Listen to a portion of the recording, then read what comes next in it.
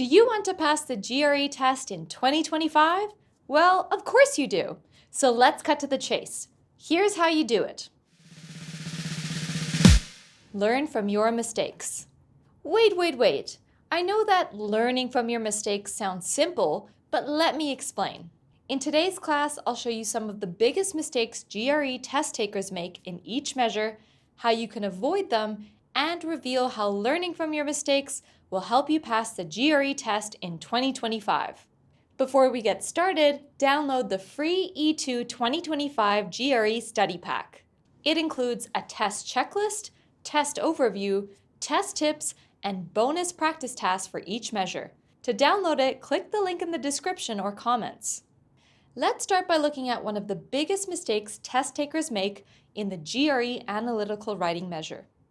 In analytical writing, there is one task, the Analyze an Issue essay task, where you'll be given a general issue and asked to evaluate and analyze it.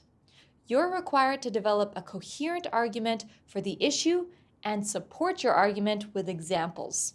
The biggest mistake test takers make is failing to follow a strong essay structure.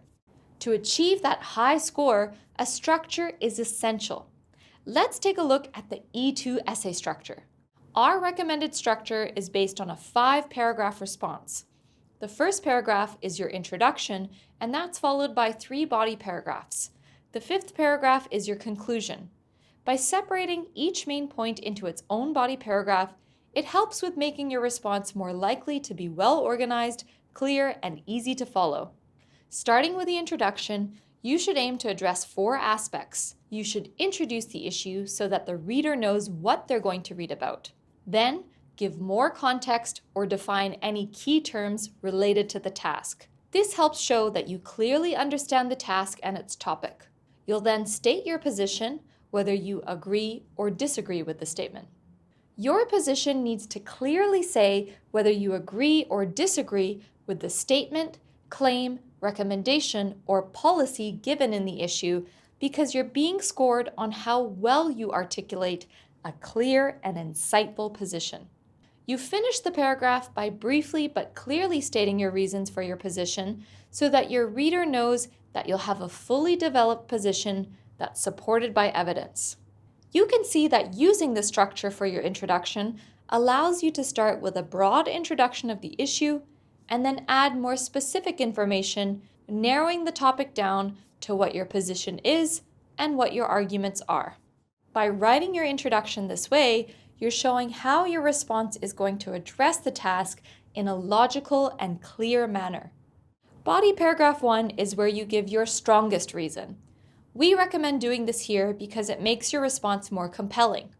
You're starting off with the most persuasive reason supporting your position. After stating this reason, you should extend it with explanations, examples, and/or effects or consequences to develop your position fully. How you do this will depend on what you're asked to do in the task instructions.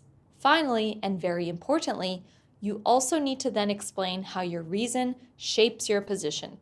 So this last part of this body paragraph is where you link your reason back to your position by explaining how this reason shapes or supports your position.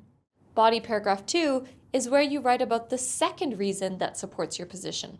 This has the same structure as body paragraph 1, where you'll give your second reason, extend it with explanations, examples, and/or effects, and explain how the reason shapes your position. Presenting and supporting 2 strong reasons for your position helps you get that high score because it shows how you've fully developed your position. Body paragraph 3 is where you state the counter-argument, that is, the argument that opposes your position. Of course, you also need to refute the counter-argument.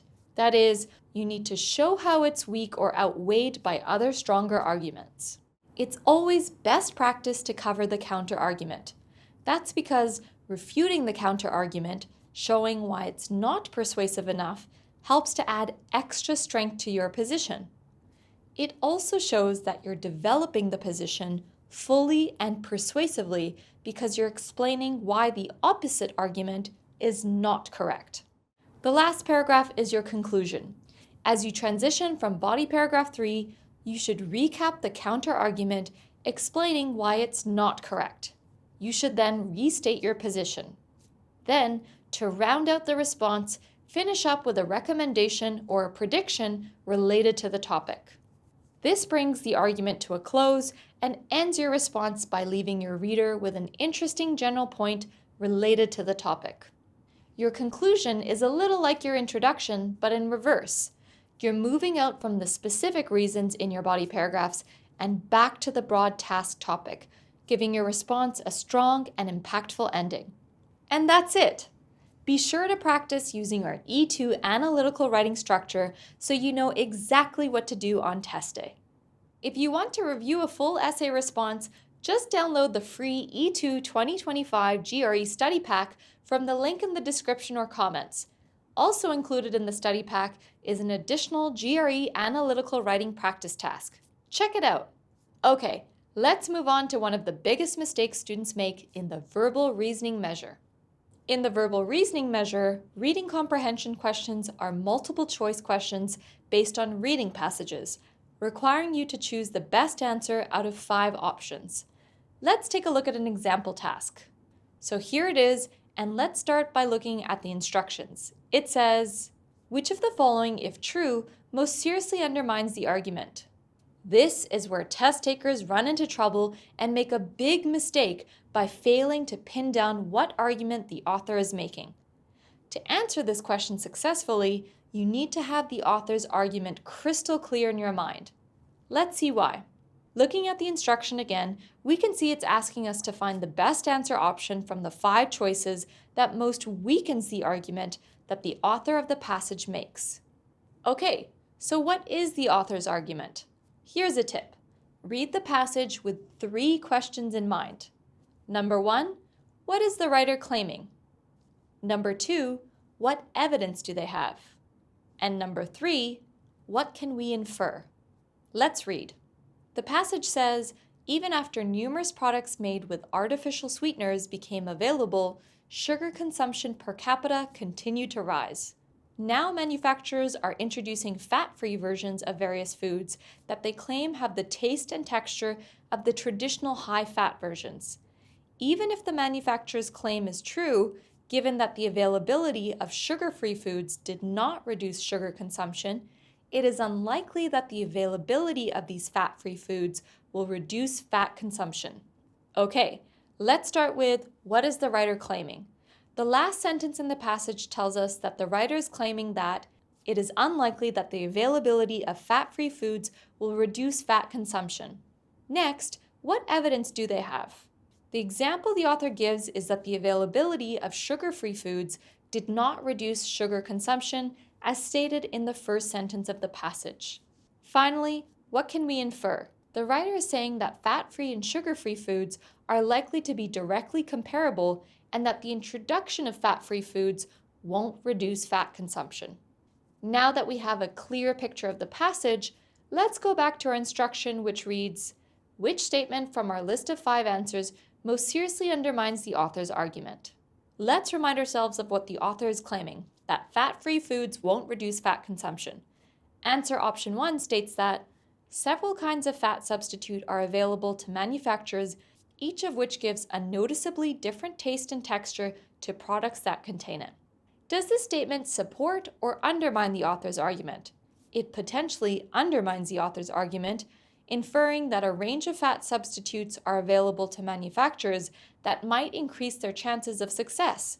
So, let's hold on to this one and look to the next. Answer option 2 says, the products made with artificial sweeteners did not taste like products made with sugar. What is this statement saying? It says that products made with artificial sweeteners did not taste like products that contain sugar, and hence, artificial sweeteners aren't a good sugar substitute. This statement does undermine the author's argument.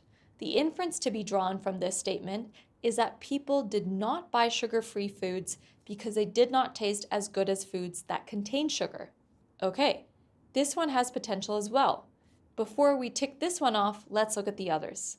Answer option 3 says, the foods brought out in sugar-free versions did not generally have reduced levels of fat, but many of the fat-free versions about to be introduced are low in sugar. This answer is clearly wrong because it is mixing up three things: fat-free, sugar-free, and low in sugar. The author's argument is about sugar-free and fat-free foods, not fat-free foods that are low in sugar. This statement conflates things. Let's look at answer option 4. It says, people who regularly consume products containing artificial sweeteners are more likely than others to consume fat-free foods. This answer option also supports the writer's argument.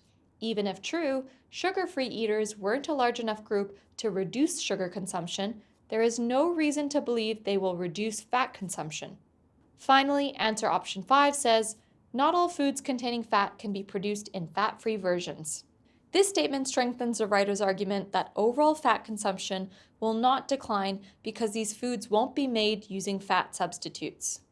This leaves us with answer options 1 and 2. Which one undermines the argument more? Answer option 1 was okay, but not great.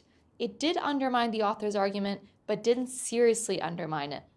Answer option 2 was better because it basically says that people did not buy sugar-free foods because they did not like the taste of sugar-free foods. The inference that we get from the author is that people might buy fat-free foods if they taste like high-fat foods. This answer option seriously undermines the author's argument. So be sure to read the task instruction, then read the passage, and understand the writer's argument before selecting your answer choice.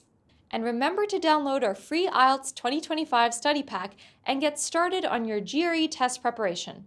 To download, just click the link in the description or comments. Okay, let's now take a look at one of the biggest mistakes test takers make in the last GRE measure, quantitative reasoning. One of the most common errors test takers make in the GRE quantitative reasoning measure is not reading the question correctly. Even if your math is flawless, rushing through the question can cause you to miss important details about what's being asked. This can lead to incorrect answers and lost points. So here's an example task. It asks, store XYZ sells jackets for $51 each. If a customer buys a pair of jackets, the second jacket costs only $19.